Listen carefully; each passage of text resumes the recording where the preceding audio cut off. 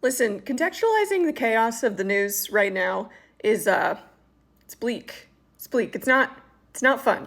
So for my own mental health and maybe for yours as well, I'm going to also just sprinkle in some more videos that I used to do of like fun history facts cuz like remember when we could just talk about I don't know, like the Mongols and it didn't have to always relate to today.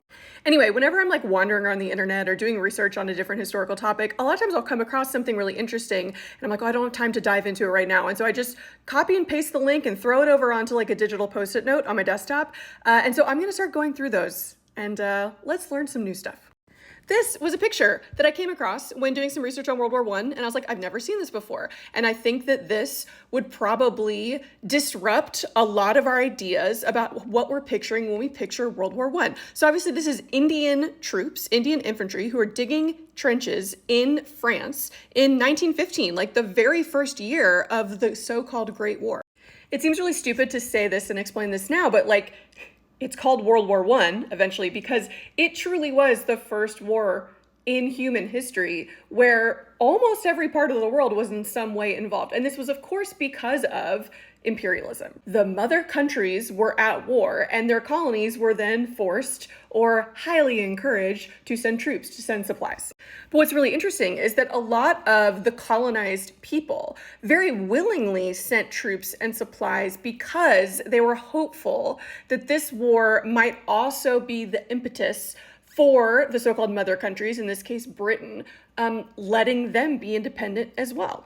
Remember, in theory, World War I was started over Serbian nationalist group wanting to resist the encroaching imperialism of the Austro-Hungarian Empire. That was technically what started this whole thing. Now, was that really why most European powers were going to war? No, but they were claiming that that was why. And so there were a lot of colonized groups in Africa and Asia especially who thought, okay, well, maybe we can like hold their feet to the fire a little bit. And maybe if we go and we kind of show our worth, so to speak, and we go and we support the general kind of mother country colony, whatever, then when the war is over, we'll maybe be more involved in the peace process and we can have a leg to stand on. This, for example, is why Mahatma Gandhi spent 20 years in South Africa working as a lawyer.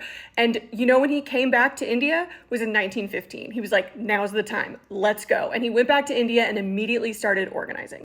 Now, did that plan work? No, not really, but we can see World War I as a really important starting point for a lot of decolonization movements. Obviously, anti-colonial movements have been going on as long as colonialism has been going on, but World War I is really a huge event that pushes a lot of colonized people into these more formal decolonization groups and organizations.